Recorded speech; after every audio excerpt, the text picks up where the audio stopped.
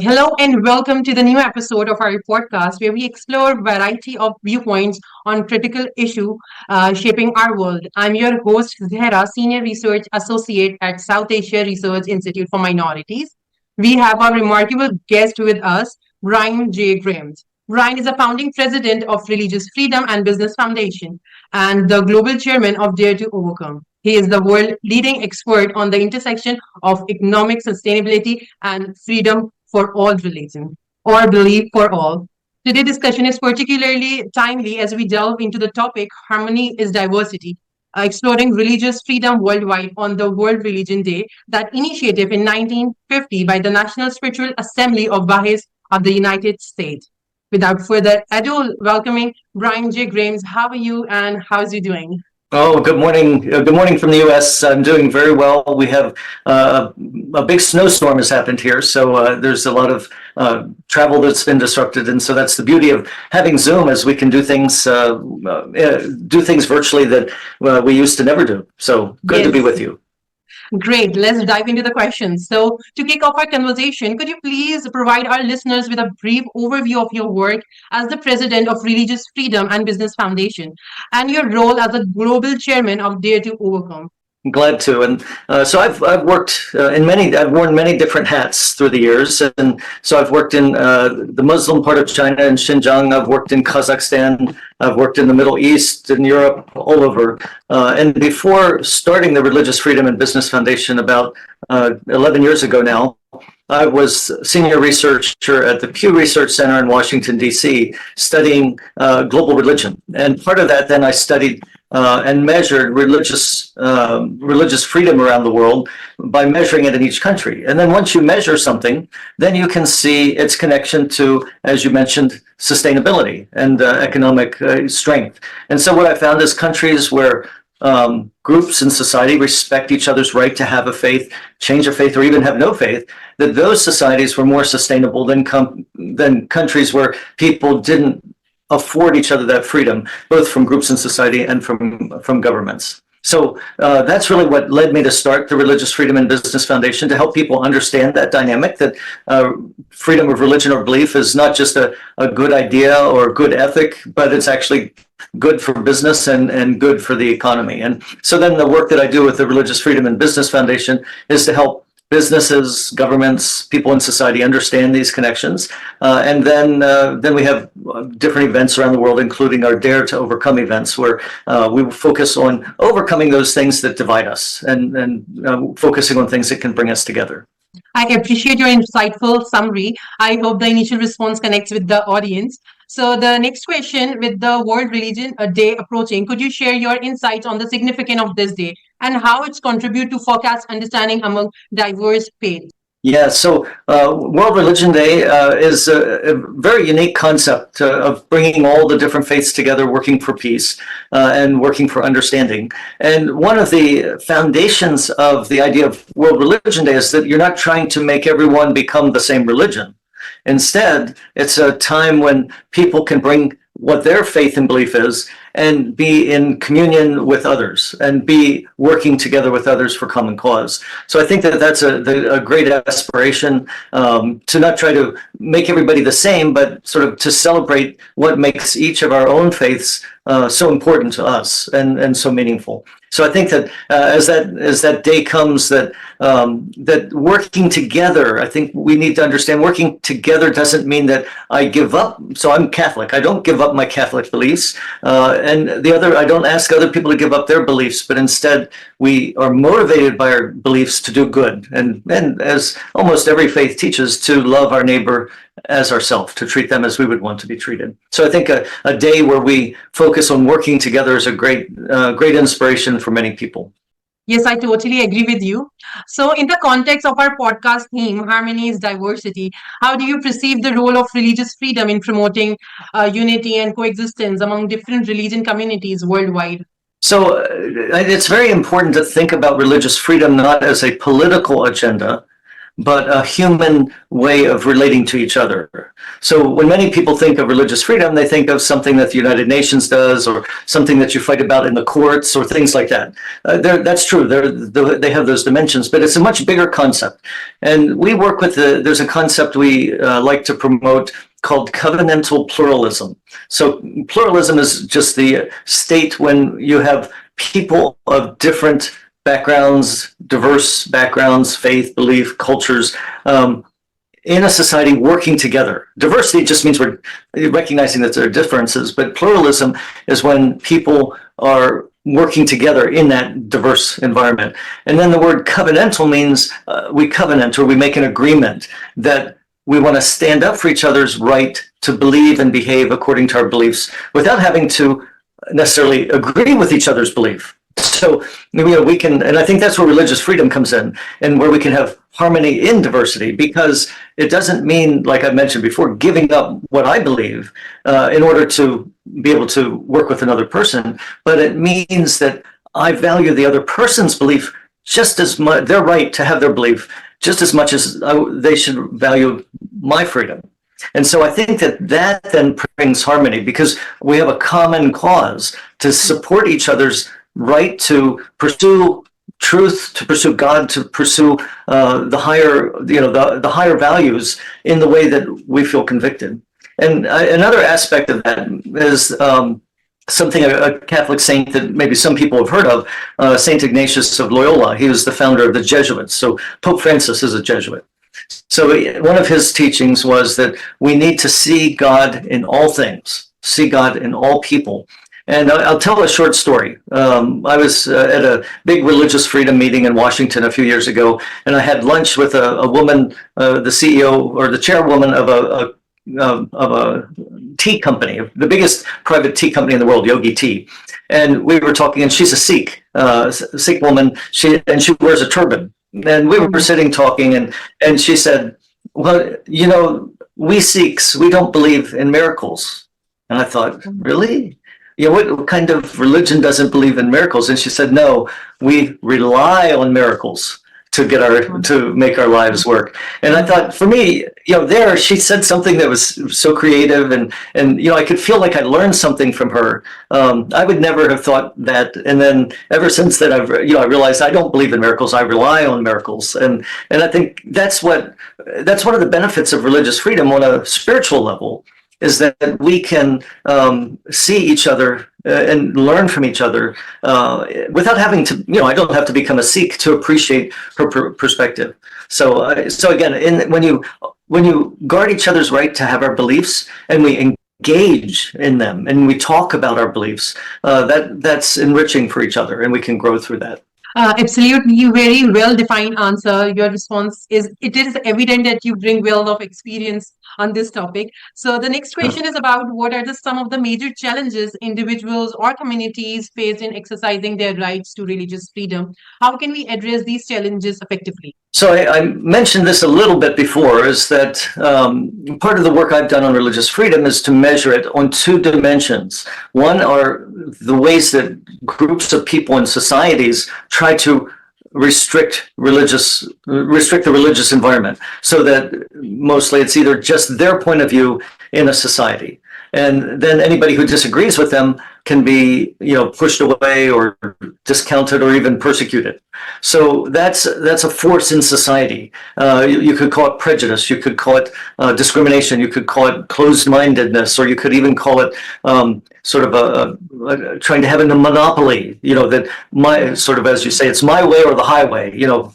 So that kind of thinking is a huge challenge, because that's not something you can make a law to fix, right? So you can't make a law to make somebody respect another person. So that those people problems, you could say, the challenges of people who only can accept their view and can't tolerate other views. So that's one huge problem. And then when that becomes the narrative in a society, it's hard to break that. And then that can become a very nationalistic idea, that can become a very one-sided approach that leaves other people out. So as a narrative, that's the one challenge that you face, that in a family, you face that in a community, you face that in a country. So it's a human problem, and that's a problem you could say of the heart and society. The second is government policy. So governments could take certain policies that give so much advantage to one faith, and then other faiths are left out. So that's, favoritism. Or governments can decide views that are not in alignment with what they think is right should be banned, or certain things like that. So those are the two big challenges. And so so you can't address both of those challenges with the same toolkit, right? You have to have sort of social ways to address social attitudes, and then you have to have other ways to address governments, which I would say it's not just lawyers and fighting in the courts, but also having a positive case to say when your country, your government opens up to faith, that's actually good for business, that's good for economy. So thinking of different ways to make arguments to both sides of those, society and government. Yes, thank you for sharing your perspective. I believe diverse viewpoint enrich our discussion. So, given your extensive experience, could you please share some of the example of successful interfaith initiative that have contributed to building bridges or fostering cooperation amongst followers and different religions? Yeah, I'll share two, one from England and one from India. I can share from the United States as well. But in India last year, we had our Dare to Overcome conference. And there we had, and I can talk about this some more, but what I found was when you talked about it was all about the benefit of diversity to business. And when people came together, we had people from the BJP, the very right-wing side of the party, and we had people from the Democratic Party, and they were coming together, realizing that this rich diversity, cultural and religious diversity that India has, is a benefit. So I think when you frame things not as a problem but as a benefit, people are attracted to that. It's just like people like to go to positive things. They don't. Who wants to always focus on problems? And not a large people, but most people want to go to things that work. So I think that's one of the successes. And then in the United Kingdom, there are a growing number of companies that are making their workplaces faith and belief friendly, so that if you are a Muslim woman and you want to wear a hijab, don't worry, come and wear that. Or if you're a Sikh and you want to wear a turban, or you're Jewish and you want to keep kosher, or you have a different holiday that you want to celebrate, and you can move your schedules around. So what I've found is in the workplace that in the UK there's this movement, and then we were able to have a meeting in Parliament and at 10 Downing Street where we brought businesses together. And they started sharing about what they're doing in their workplaces to sort of build religious freedom by making their workplaces open and friendly to everyone. So I think that's a whole new way of thinking about religious freedom, is thinking about people and where do they spend most of their time. For most people, it's at work. They're working 8 hours a day, 5 days a week, or something like that. Some people work twice that much. Some people work less than that. But if you aren't free, as they say, to bring your whole self or your whole soul to work, then work becomes terrible. It becomes something that you can't give your heart to.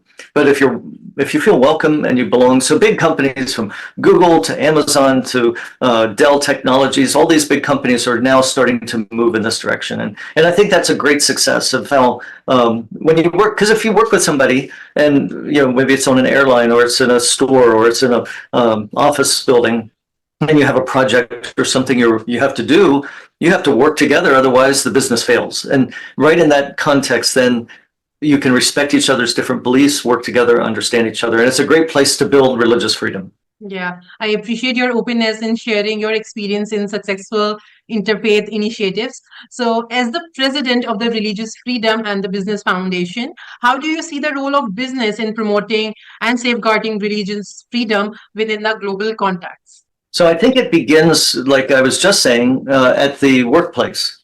So when you think of what a business can do and what it's good at, what it has to do, it has to have a workplace where people work together. And if they don't work together and trust each other, the business fails. So this is a great place where businesses naturally have an interest and a benefit in building religious freedom of interfaith understanding, cooperation, respecting one another's beliefs, behaviors, and practices. And so that is the beginning point, the very beginning point. Tomorrow, and then if you take this up at a bigger level, say that at the world level, tomorrow at the World Economic Forum, or tomorrow being January 17th, this podcast will be at a different time, but on January 17th at Davos, at the World Economic Forum annual meeting, they're releasing a report called Faith in Action. And it's talking about the collaboration between faith communities and business communities. And so where there can be more and more connection between the two. So I think that that's another way that businesses can look, is how can they collaborate with faith communities in solving some of the world's tough problems, whether it's poverty, whether it's climate change, whether it's health problems around the world. But faith communities are often in a good position to help. And for business, they need healthy communities so they can be successful with their business as well. So there can be a great cooperation in many different ways.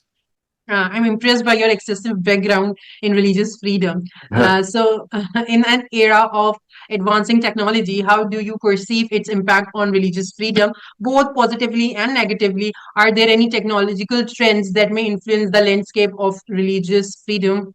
Yes, well, I mean, as you know, there's a lot of, on social media, there's a lot of fake news, as they call it, or even governments that are trying to change facts and narratives and control or define what truth is from their perspective. So this becomes a great challenge in many ways. And it can be the internet and social media can be used to reinforce bias and prejudice.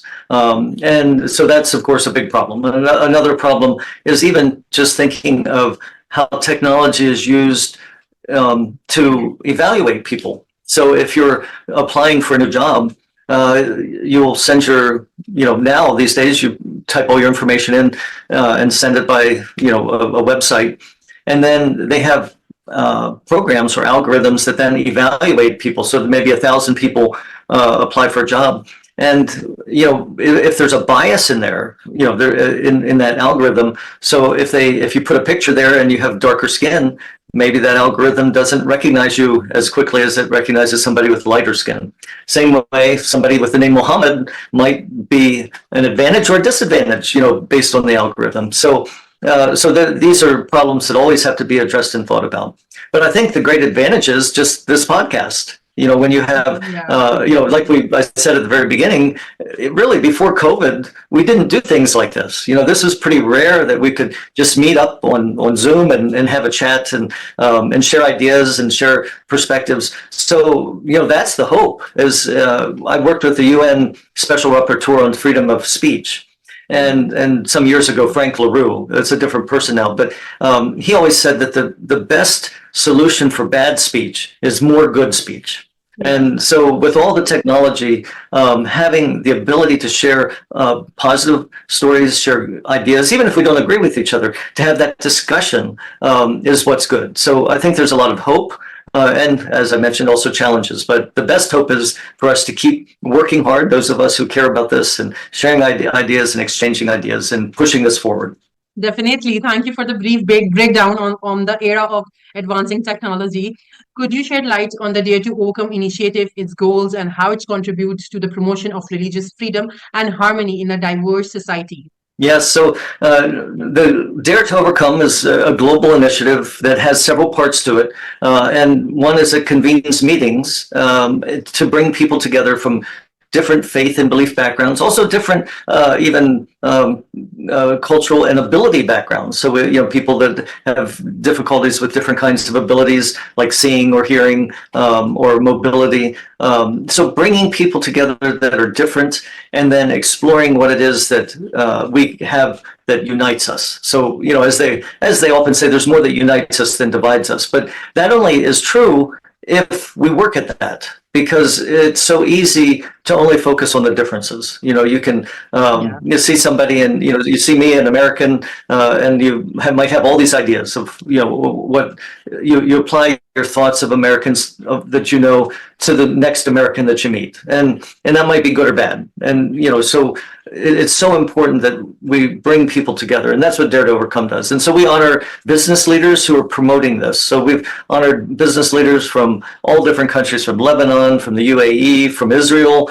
Three different. Right now, those are there's conflicts going on in these areas, but there are people in these societies who have been and continue to work for peace, who work for understanding. And that's what Dare to Overcome does. It brings people together who are committed to this cause, to give them recognition, celebrate their stories, and then try, even in these very difficult times, we have to still build up our knowledge and capacity to overcome. We have to dare to overcome the things that keep pulling us backwards. Yeah, your leadership response in promoting religious freedom and harmony with this diverse society is truly commendable and inspiring. Thank you, Mr. Brian, for sharing your valuable insights on intersection of religious freedom, diversity, harmony, especially in the context of World Religion Day, initiated by Baha of the United States. It's been a truly enlightening conversation. Thank you for joining this podcast.